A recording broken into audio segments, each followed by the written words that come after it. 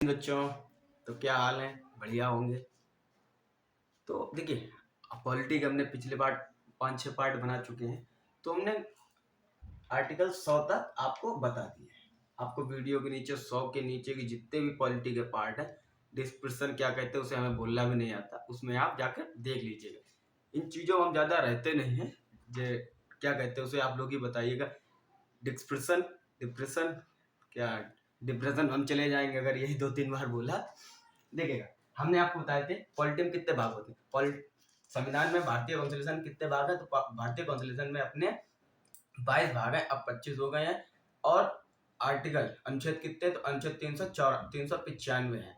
अनुच्छेद 395 अनुच्छेद है, जिसमें से 470 है टोटल जोड़े, नंबर वाइज जोड़े तो 395। अगर का बीच बीच में आते हैं ना, जैसे मूल अधिकार में देखिएगा तो 12 से 35 में भाग 3 में मूल अधिकार है, भाग 3। और 19 के अनुच्छेद 19 में 7 है अधिकार, 7 भी। तो ये 7 बढ़ गए 95 7 402, ऐसे ही जगह जगह बढ़े हुए हैं। वो आपको जब बताते रहेंगे धीरे धीरे समझ में आता रहेगा कहाँ कितने बढ़े हैं। आप एक बार गिनिए हुए तो 470 ही निकले इस तरह। ठीक है, भाग 3। तो हमने भी देखिए भाग 1 में कितने आर्टिकल है आप लोग नजर डाल लीजिए प्रीवियस का। फिर भी भाग 1 में देखिए, भाग 1 में कितने हैं? तो भाग 1 में 1 से 4 तक की गणना कीजिए, जिसमें क्या कहा गया?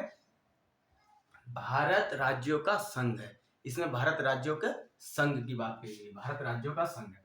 तो भाग 2 में नागरिकता के बारे में 5 से 11 कि आप भारत की नागरिकता कैसे ले सकते हैं, भारत का नागरिक कौन कहलाएगा, अगर पाकिस्तान कोई गया तो वहां से अगर भारत आना चाहता है तो उसकी क्या कार्रवाई होगी। अब भाग 3 हमारे मूल अधिकार है, जो 12 से 35 तक है। इसी मूल अधिकार के भाग 32 को, आर्टिकल 32 को डॉक्टर भीमराव अम्बेडकर ने संविधान की आत्मा कहा है। ठीक है, सॉल ऑफ कॉन्स्टिट्यूशन को डॉक्टर अम्बेडकर का। नंबर 4 पे आते हैं नीति निर्देशक तत्व, जो 36 से 51 तक नीति निर्देशक तत्व, जिसमें सरकार की कुछ ऐसी बातें हैं संविधान निर्माताओं का, अगर सरकार के बस में हो तो वो कार्य करे, अगर ना हो तो ना करे। ठीक है, अब भाग 5 में है। तो भाग 5 में है 52 से लेकर 151 तक, 151 तक। ठीक है, तो हमने करीब 52 से लेकर भाग 5 में 100 तक के आर्टिकल वीडियो बना रखी है, वो आपको लिंक दे दें, आप वहां जाकर देख लीजिएगा। ठीक है, देख लीजिएगा। अब भाग 5 में 100 तक पढ़ा दिए, आज हम 101 से शुरू करेंगे। ठीक है, आज हम भाग 101 से शुरू करेंगे।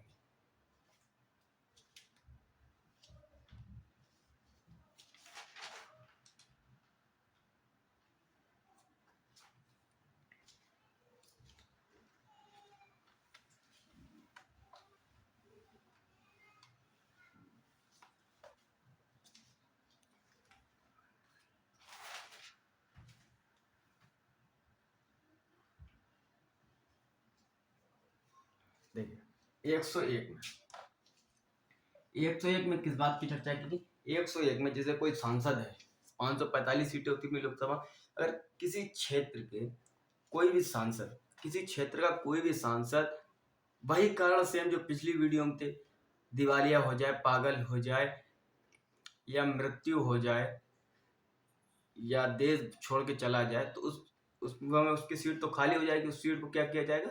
तो उस सीट को वापसी भर दिया जाएगा। कैसे? उपचुनाव करा के उस सीट को वापसी भर दिया जाएगा। अभी हमारे मुलायम सिंह यादव जी खत्म हुए तो उनकी सीट पर उपचुनाव हुए थे। उपचुनाव में जो जीतेगा उसी को अध्यक्ष सांसद बना दिया जाएगा, लोकसभा में भेज दिया। तो इसमें डिम्पल यादव जीत गई थी मैनपुरी से, तो वहां की उस समय मुलायम सिंह की सीट उस समय किसके पास है? डिम्पल यादव। इसी स्थान पर अगर स्थान रिक्त हो जाता है इस स्थिति में, तो क्या किया जाता है? तो उसकी जगह उपचुनाव कराकर भरा जाता है। लेकिन जितना समय बचा हुआ होता उस समय के लिए, जैसे राष्ट्रपति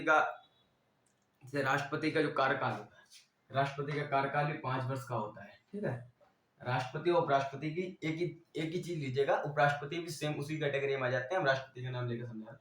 राष्ट्रपति की अगर मृत्यु हो जाती है तो वापसी तो आएगा नहीं। अगर किसी के कहीं बाहर गया तो उस समय कार्यवाहक के रूप में उपराष्ट्रपति कार्य करेगा। आने के बाद तो उपराष्ट्रपति चले जाते हैं, फिर राष्ट्रपति अपना कार्यभार संभालते रहते हैं। अगर किसी व्यक्ति की मृत्यु हो गई वो तो वापसी आएगा नहीं। जब वापसी नहीं आएगा तो 6 माह के अंदर राष्ट्रपति का चुनाव कर दिया जाता है। लेकिन राष्ट्रपति किसी का झूठा खाने के लिए नहीं आता, क्योंकि वो भारत का सर्वोच्चम पद होता है। तो झूठा खाने के लिए, झूठा खाने का मतलब समझ रहे हैं, बचे हुए कार्यकाल को पूरा करने नहीं आएगा। वो जब भी उसका चुनाव होगा तो पूरे 5 वर्ष तक रहे, क्योंकि वो भारत में एक ही पद होता है, इसलिए उसको जब भी चुनाव होता है तो पूरे 5 वर्ष के लिए होगा। अगर कोई सांसद अगर इस विषय में यही कंडीशन, अगर सांसद हो जाती है या मृत्यु हो जाती है, कुछ भी होता है, तो अगर उसने पिछले मान लीजिए 5 वर्ष का कार्यकाल होता है सांसदों का भी, उसने 3 वर्ष पूर्ण कर लिए थे, 3 वर्ष पूर्ण हो गए तो एक्सपायर हो गए, तो उसकी जगह सुना होगा जो भी 2 साल का टाइम बचा होगा, तो उस जगह पे जिसने जो उपचुनाव में जीता होगा तो उसको 2 साल के लिए सांसद नियुक्त कर दिया जाएगा। ठीक है, अब समझिए स्थान रिक्त होना, स्थान रिक्त होना। अब 102 में है, 102 में है किसी भी सदस्य को योग्यता से बाहर होना। अब यही कंडीशन देखिए, यही कंडीशन जो भी हमने आपको बताई, लगभग कंडीशन लगभग वही है, बस आर्टिकल के हिसाब से देखें तब हमें बार बार वही चीज कहनी पड़ती। आर्टिकल में कहा गया है इसमें कि किसी भी सांसद को योग्यता से बाहर करना। तो योग्यता से बाहर कैसे होंगे, अभी हमने आपको बताया, पागल हो जाए, दिवालिया हो जाए या कहीं भाग जाए देश छोड़ के, तो उस कंडीशन में उसको योग्यता से बाहर कर दिया जाता है। तो लिख दीजिएगा योग्यता से बाहर, योग्यता से बाहर, योग्यता से बाहर कर दिया जाए। किस कंडीशन में, भाई दिवालिया, पागल, यही कंडीशन होती है जब वो बाहर हो जाएगा। ठीक है, ऐसी कंडीशन उसको बाहर कर दिया जाता है।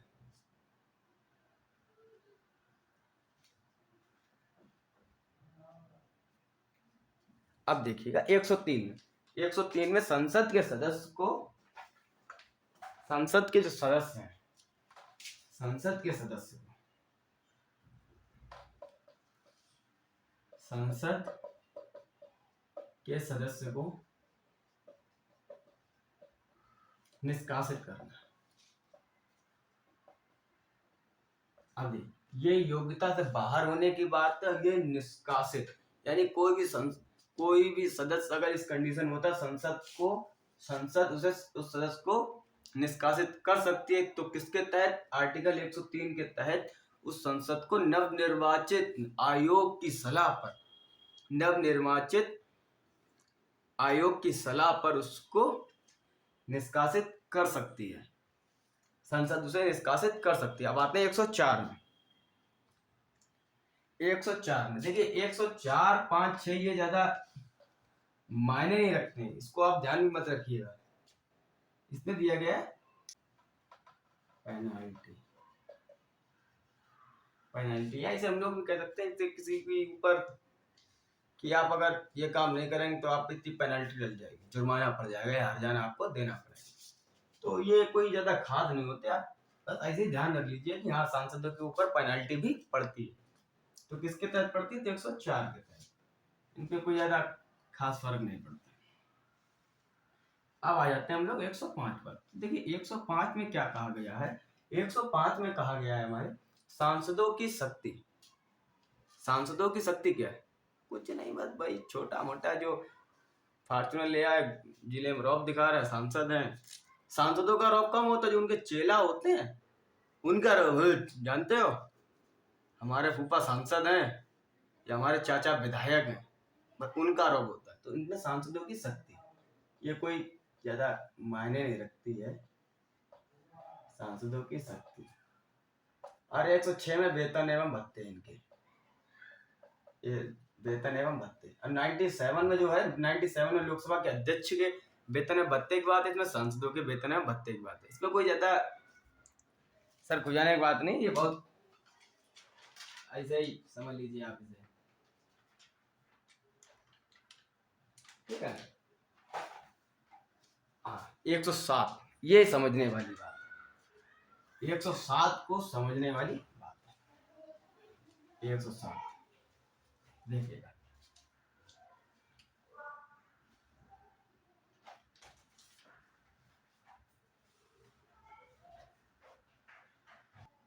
देखिएगा 107 विधेयक का पूरा सत्यापन, विधेयक का पूरा सत्यापन, इसकी हेडिंग डालिए, ये समझना है ध्यान से, ये बहुत इसमें से पूछा भी जाता है क्वेश्चन, एग्जाम में इससे रिलेटेड आते हैं। देखिए विधेयक का पूरा सत्यापन, जैसे विधेयक होता है कोई बिल या नया कानून बनाने के लिए। अब जैसे मान लीजिए पीछे ही चलते, थोड़ा थोड़ा फ्लैशबैक में जाते हैं, तो उसमें क्या कहा गया है फ्लैशबैक में, जैसे हमारा जीएसटी का बिल आया था या कोई शिक्षा बिल आता, तो एग्जाम तौर पर जीएसटी बिल ले लिए थे। तो जीएसटी बिल पहले उसकी ड्राफ्टिंग होती है। सबसे मेन काम ड्राफ्टिंग होता है, उसका ब्यौरा तैयार करना, किस पर क्या है, कैसे होगा, क्यों जरूरी है, तो उसकी ड्राफ्टिंग करते हैं। तो उसकी ड्राफ्टिंग कौन करते हैं, तो हमारे सचिव, जो सचिवालय में बैठते हैं, आईएएस ऑफिसर के रैंक होते हैं, आईएएस रैंक के होते हैं, पीडीएम बनते हैं। तो वो जाके धीरे धीरे प्रमोशन करके वो लोग कहाँ पहुंचाते हैं, सचिव में, भारत सरकार के अंडर में। पहले वो स्टेट के अंदर काम करेंगे, फिर सेंट्रल में पहुंचते हैं। तो आईएएस लोग उसकी ड्राफ्टिंग करते हैं। यही सेम जो संविधान का निर्माण करता था डॉक्टर अम्बेडकर, उन्होंने इसकी ड्राफ्टिंग ही की थी। मतलब कौन सा क्या चीज सही है, कैसे रहेगी, तो अकेले बंदे ने उस समय इसकी ड्राफ्टिंग की थी। ड्राफ्टिंग में ही सब कुछ माता पक्षी है। अब जैसे जीएसटी बिल आया, ऑफिसर, आईएएस ऑफिसर के रैंक को सचिवों ने उसकी ड्राफ्टिंग कर दी।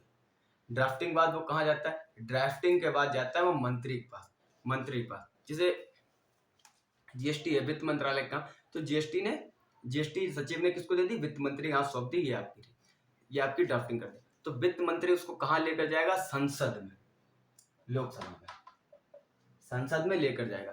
संसद में इसको बिल पारित किया जाएगा, बिल का प्रस्ताव रखा जाएगा।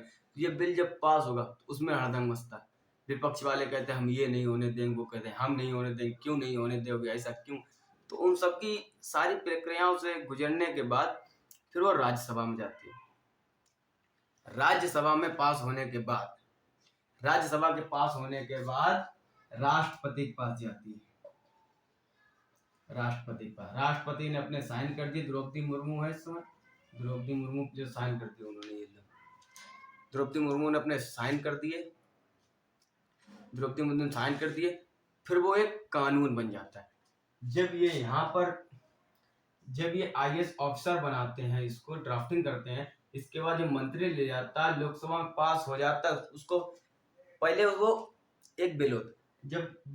पहले वो बिल होगा, बिल पास होने के बाद जब राष्ट्रपति साइन कर देते हैं तो वो देश में कानून बन जाता है। उस कानून को मानना ही होगा, क्योंकि राष्ट्रपति का पद सबसे सर्वोच्च पद होता है, तो उसको उसे मानना ही पड़ेगा। तो राष्ट्रपति इस पर साइन कर देगा तो वो अपना कानून बन जाता है। ठीक है,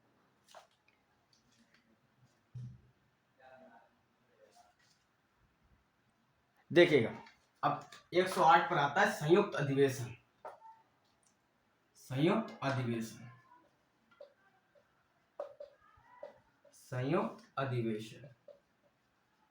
आप देखिए, संयुक्त अधिवेशन ये भी बहुत जरूरी चीज था। जैसे मानिए कोई कानून बन गया, विधेयक, जैसे जीएसटी वाला कानून बना दिया, उसके बाद क्या हुआ, सबसे पहले ड्राफ्टिंग आई सचिव ने कर दी, सचिव ने ड्राफ्टिंग कर दी, फिर मंत्री के पास पहुंचा, मंत्री से लोकसभा में पहुंचा, लोकसभा ने भी पास कर दिया, लोकसभा के बाद राज्यसभा में पहुंचा, राज्यसभा ने अगर उसे पास नहीं किया तो राज्यसभा ने अगर पास नहीं किया, जब अगर राज्यसभा उसको मना कर देगी नहीं पास करेंगे,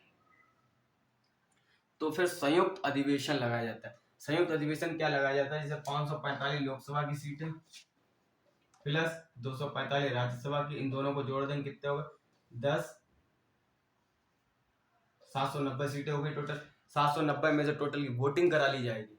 वोटिंग कैसे, वही बटन वाली होती है, यस नो या कुछ नहीं, तो वोटिंग करा ली जाती है। तो वोटिंग में क्या आता है, 795। देखिए वैसे इसमें संयुक्त अधिवेशन, राज्यसभा कोई पावर नहीं है, राज्यसभा में क्या, लोकसभा तो वैसे जीतेगा, क्योंकि सरकार बनाने के लिए आपको 50% वोटिंग, 50% आपके लिए चाहिए होगी, 50% आपके पास सीटें होनी चाहिए, है 50% सीटें होनी चाहिए। 790 में से आधे कितने हो गए, 350, 395, 395 सीटें हो गई, 395 सीटें हो गई, आधे इसके करेंगे तो कितने हो गए, 395। अब इसके पास 545 में से 50% तो सीटें इस समय खुद की होती हैं, तो 545 में इसके पास कितनी सीटें हैं, 250, और 22, 272 सीटें इसी के पास है। फिर राज्यसभा के पास है, तो और उसका फिर लोकसभा, वो राज्यसभा में इसके सदस्य होते हैं, राज्यसभा के भी सदस्य होते हैं, उनकी वोटिंग करा ली जाती है, जिसके ज्यादा आते हैं तो फिर वो कानून बन जाती है। ठीक है। अब 108, अब आते हैं 109 में।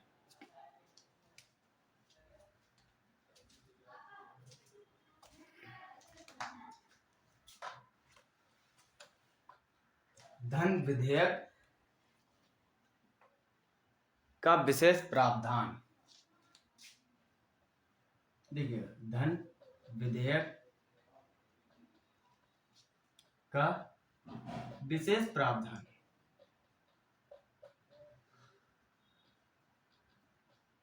देखिएगा, ठीक है। धन विधेयक का विशेष प्रावधान, तो देखिए धन विधेयक क्या, देखिए धन विधेयक क्या होता है।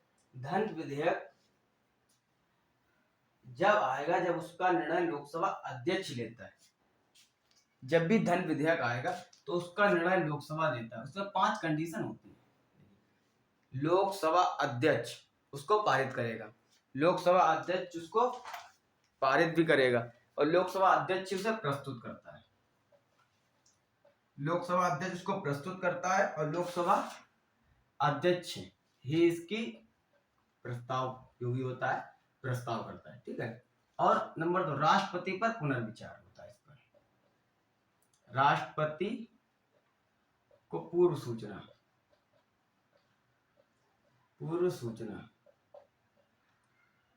राष्ट्रपति को पूर्व सूचना। नंबर 3, नंबर 4 पर आते हैं, पुनर्विचार राष्ट्रपति नहीं कर सकते। इसे रफ करना है।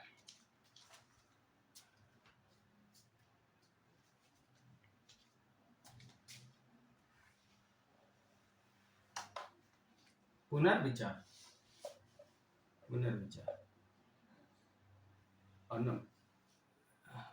और 14 दिन राज्यसभा। देखिएगा अभी सब समझा, इसको जो भी धन विधेयक का बिल आएगा, तो कहाँ जाएगा, सीधे लोकसभा, क्योंकि राज्यसभा में इसलिए नहीं क्योंकि धन विधेयक आया हुआ धन होता है। अब देखिए, अब जनता ने किसको चुन के भेजा है, सांसद को, तो उसको धन का अधिकार भी जनता किसको देती है, लोकसभा को। तो लोकसभा प्रस्तुत करेगा, अध्यक्ष ही इसकी सारी परिभाषा जो भी अध्यक्ष के पास रहेंगी, और जो भी मंत्री धन विधेयक लेके जाएगा उसमें राष्ट्रपति को कॉल कर देगा या वहां राष्ट्रपति को सूचना दे देगा कि हम ये वाला बिल लेकर, धन विधेयक बिल लेकर जाए, तो राष्ट्रपति कह देगा भैया जाओ। राष्ट्रपति से सूचना ले ली, अगर वहां राष्ट्रपति से सूचना ले ली गई धन विधेयक की और फिर ले ली गई, फिर वो लोकसभा में पारित हो गया, बिल पास कर दिया। अब फिर राज्यसभा में क्या, और राज्यसभा में क्या कहा गया, राज्यसभा वालों ने कहा कि हम ये बिल पारित नहीं करेंगे, हम ये बिल पास नहीं करेंगे। तो क्या उस कंडीशन क्या है, अगर लोकसभा वाले 14 दिन से ज्यादा अपने पास वो बिल नहीं रख सकते, धन विधेयक बिल 14 दिन से ज्यादा अपने पास नहीं रख सकते। जैसे संयुक्त अधिवेशन वाला भी आपको बताया था, अगर संयुक्त अधिवेशन लगता है, संयुक्त अधिवेशन में अगर वो बिल 6 महीने तक अगर ना टालते हैं, अगर 6 महीने के अंदर कोई जवाब नहीं देते हैं, संयुक्त अधिवेशन जो जीएसटी वाला बिल बनता बताया था अभी, जो अगर नहीं बनता है, अगर संयुक्त अधिवेशन का जो उन्होंने बिल, अगर वो जीएसटी का कोई कानून का बिल अगर लोकसभा में प्रस्तुत पास होने के बाद राज्यसभा में जब पास ना हो, तो उसे 6 माह बाद संयुक्त अधिवेशन लग जाता है। दोनों सीटों को मिलाकर वोटिंग करा ली जाती है, 50% जिस पक्ष में होती है, तो वो कानून बना दिया जाता है। ठीक है। तो वो 6 माह के लिए, इसमें क्या कह दिया कि 14 दिन बाद, संयुक्त अधिवेशन इसमें लगा ही नहीं पाओगे, इसमें 6 महीने का टाइम है कि 6 महीने बाद वोटिंग की जाएगी। इसमें आपसे कहा गया कि 14 दिन तक रख सकते हैं, अगर 14 दिन बाद भी आपने कोई जवाब नहीं दिया तो उसे स्वतः पास मान लिया जाएगा। तो राज्यसभा चाहे ऐसे करके कान पकड़वा लो, चाहे ऐसे पकड़वा लो, चाहे ऐसे पकड़वा लो, कान तो पकड़ना पड़ेगा। तो 14 दिन से ज्यादा इस पर राज्यसभा में अपने पास नहीं रख सकती। और पुनर्विचार, इस विषय पर राष्ट्रपति भी अपना पुनर्विचार नहीं कर सकते। क्यों नहीं कर सकते, क्योंकि ये बिल, जब धन विधेयक का बिल मंत्री जब लोकसभा में लेकर जाता है तो राष्ट्रपति को पहले ही सूचना दे देता है, पूर्व सूचना दे दी कि हम वहां लेके जा रहे हैं, तो राष्ट्रपति की अनुमति हो चुकी है। जब राष्ट्रपति की अनुमति ले ली तो राष्ट्रपति पुनर्विचार क्यों कराएंगे? टाइम थोड़ी ना खराब कराना है, बस ये होता है। ठीक है, 109। अब 110 देखते हैं।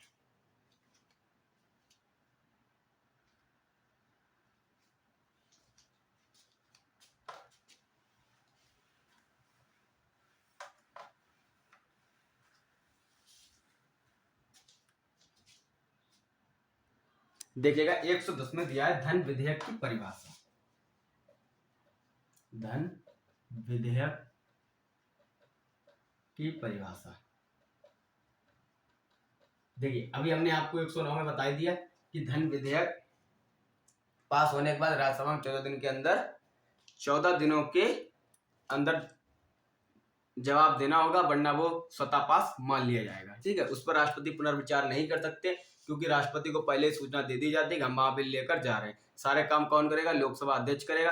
तो लोकसभा में ही समझ लीजिए धन विधेयक, राज्यसभा में सिर्फ नाम के लिए जाता है, ऐसे मान लीजिए नाम के लिए। सारा काम धन विधेयक कौन कर देती है? लोकसभा। ठीक है, लोकसभा कर देती है। अब देखिए धन विधेयक, देखिए अभी हमने आपको बताया था कि धन विधेयक क्या, ये बताया सरकार की जो भी आय बढ़ाने या घटाने से संबंधित हो तो उसे धन विधेयक कहते हैं। ठीक है, धन विधेयक कहते हैं। जैसे टैक्स, जैसे सरकार अगर टैक्स ज्यादा लेगी, अगर टैक्स ज्यादा लेगी तो आधे लोग सरकार सारे टैक्स ही चोरी कर लेंगे। टैक्स कौन देता है? टैक्स अंबानी, अडानी, टाटा, बिरला। अंबानी कार बनाती है, जियो सिम बेचता है, महिंद्रा है, सुमित मित्तल एयरटेल कंपनी है, वोडाफोन आइडिया है, पार्ले जी बिस्किट है, अमूल दूध है, लाख हजारों कंपनियां हैं, एमबी चाय वाले हैं, वो भी टैक्स देते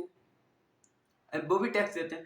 तो जो सभी का अगर टैक्स देते हैं तो सरकार की वो आय होती है। ठीक है, अगर टैक्स बढ़ा दोगे तो आदमी वैसे भी चोरी करेगा। क्यों करेगा? जब टैक्स ज्यादा कम रहेगा तो सभी टैक्स देंगे। अब वो सरकार है कि कैसे अपनी नियुक्ति चलती है सभी के टैक्स बढ़ाने घटाने, उसका क्या है वो अपना समझे, हम लोग समझते हैं क्या है धन विधेयक। क्योंकि टैक्स अगर बढ़ाने घटाने या ऋण से संबंधित हो, क्या बनता है? रिसे हाँ, ऋण से संबंधित हो उसे हम लोग धन विधेयक कहते हैं। अब अगर सरकार किसी भी परिस्थिति में फंसी है, काफी मामूली परिस्थिति में फंसी है, तो उसे क्या करते हैं? आर्थिक स्थिति गड़बड़ा जाती है, तो उसके लिए फिर क्या करते हैं? सरकार किसी देश से ऋण लेती है, तो उसे हम लोग की धन विधेयक ही कहते हैं। ठीक है, अब देखिए धन विधेयक, सरकार अपना पैसा कहाँ रखती है? सरकार अपना पैसा आरबीआई में रखती है। आरबीआई में जो संचित निधि के नाम से अकाउंट होता है, संचित निधि होती है, तो संचित निधि आरबीआई का अकाउंट होता है, तो उसमें सरकार अपना पैसा रखती है। सारी सरकार वहीं पर अपना पैसा रखती है। स्टेट गवर्नमेंट हो गई चाहे सेंट्रल गवर्नमेंट हो गई, सभी अपना संचित निधि में ही अपना पैसा रखते हैं। ठीक है, अगर आप कोई अगर टैक्स देता भी होगा तो टैक्स अगर देंगे तो कहाँ जाएंगे? तो आरबीआई के अकाउंट में वो टैक्स जाता है। ऐसे समझिए आरबीआई को ही टैक्स देते हैं। कोई ऐसा भी विधेयक जो आरबीआई के संचित निधि में प्रावधान डालता हो, संचित निधि से प्रभावित हुआ, उससे कोई रिलेटिव हो, तो उसे हम लोग धन विधेयक कहते हैं। ठीक है, ऐसा कोई भी विधेयक जो संचित निधि के आरबीआई बैंक अकाउंट से